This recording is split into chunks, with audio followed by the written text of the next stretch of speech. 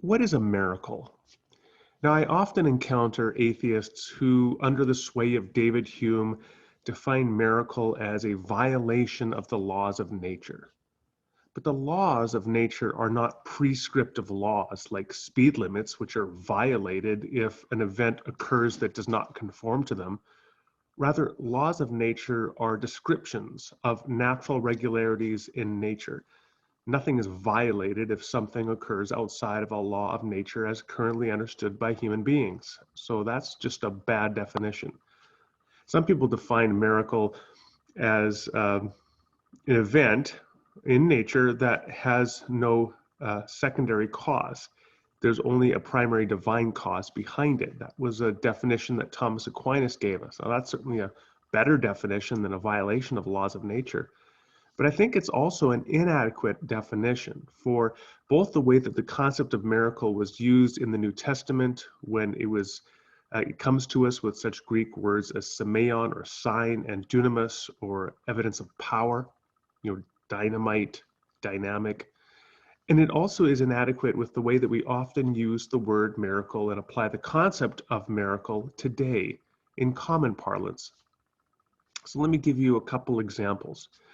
Let's say that the forecast is for no rain. It's for drought conditions for the next 6 weeks. And if there are drought conditions for the next 6 weeks, that will destroy the crops for the farmer's fields. So he prays with his family that, in fact, there would be a rain that would fall and would nourish the crops so they wouldn't lose the crops. They prayed, as I said, and then within a day, contrary to the forecast for the next 6 weeks, the clouds roll in and it begins to rain. Now let's thicken description a little bit. And this is actually based upon an anecdotal story told to me once by a missionary to Mexico. I don't know if the story is true or not. It doesn't really matter for my purposes. I'm merely talking about a theoretical possibility. Okay, so the clouds roll in and it begins to rain. However, the rain is falling and it's a little bit too hard. And so then they pray again that the Lord would allow the rain to taper off. And so it would fall at a lower rate, not enough to wash away any soil, but just enough to nourish the land and give life to the crop. And sure enough, shortly thereafter, the rain tapers off and falls at a lower rate. Then the clouds clear and you're back to the sun and the crop is saved. Now, that entire account of events could be explained in terms simply of meteorological processes. And we could understand that meteorology, weather forecasting is an exact science. And when we're dealing with weather systems, we're dealing with intrinsically chaotic systems. So there's no violation of any law of nature. There's no absence of a secondary causal process to explain the weather events. Nonetheless, given the context of the prayers and the need for the crops to be nourished, juxtaposed with the fact that the weather did change shortly thereafter, contrary to 6 weeks of long-term forecasting, and then changed again to taper off just when the farmer needed it to taper off. Those would all be factors that would lead many people, certainly let's say a Christian farmer in that context, to say it was a miracle that the crops were saved. Doesn't mean there was any violation of the law of nature. It doesn't mean there was no secondary cause. It could have occurred wholly within the laws of nature. It could still be understood as miraculous. Second example. So let's say that back to George Mueller, a 19th century gentleman in England who ran an orphanage, and they were famous for praying for their needs to be fulfilled week to week. And let's say that you're in that context and you're running an orphanage, let's say in the developing world, and you have a similar model to Mueller in terms of just depending upon prayer week to week in order to sustain your ministry. And you now come up and you need to pay a mortgage debt of, let's say, $17,453. And if you don't pay that by next weekend, then the entire all the kids will be thrown out on the street. $17,450, whatever. The next day, the day right before you're about to be all put out of the orphanage, you receive an anonymous check from somebody for $17,450, exactly the amount you needed.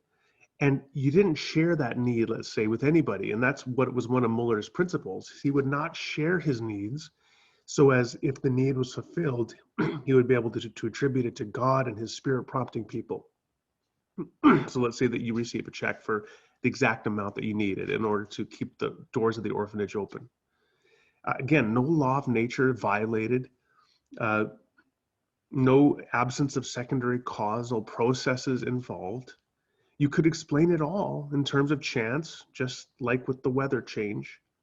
It doesn't change the fact, however, that many people would attribute that to miraculous processes. I'm going to conclude with one last example. And I talk about this in my 2012 book, The Swedish Atheist, the Scuba Diver, and Other Apologetic Rabbit Trails.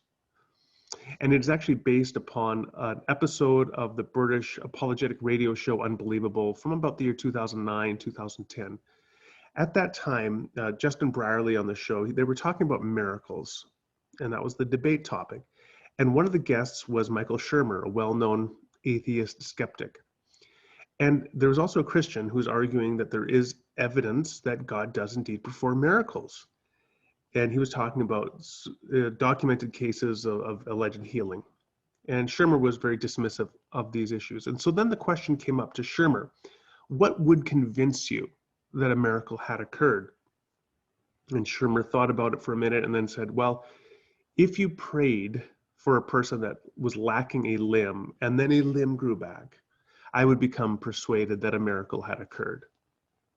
Okay, so there you get the old why doesn't God heal amputees question. And he said, well, if God did heal an amputee, or if the limb did grow back, I would conclude that God had healed an amputee. Shortly after, however, in the show, Shermer revises his position and says that actually he wouldn't conclude that a miracle had occurred in that case. Rather, he would think it more likely that what had occurred was the human body had heretofore unknown abilities to regenerate limbs under certain conditions, and perhaps the psychological prompting of the prayer context was the grounds under which the body naturally regenerated a human limb. No God needed, no miracle present. Okay, that's possible. If you don't want to accept miracles, nobody's going to force you to do so. If your plausibility framework, your interpretation of reality precludes the possibility of miracles, you won't see them, perhaps even when they do occur. But just keep in mind there that what Shermer appeals to, which is we can always explain processes through natural causes, such as the ability to regenerate limbs, that wouldn't preclude the reality of a miracle. He might think Occam's razor is sufficient there, but another person may think, you know what, I still think even if the body does have abilities to regenerate limbs, that the juxtaposition of this bodily regeneration of a limb to a prayer for healing and the regeneration of a limb warrants me in concluding that God did indeed perform a miracle. Okay, so that's my quick 2 cents on the concept of miracles. Doesn't involve any violation of laws of nature, certainly not by definition, and doesn't involve necessarily the absence of secondary causes and only divine primary causes in the origin and explanation of the event. It could be wholly in keeping with laws of nature and secondary causal processes. Nonetheless, the context in which the event occurs, the significance to which it is attributed, and the unusual nature in which it comes to us within that explanatory context could indeed warrant the conclusion that a miracle had occurred.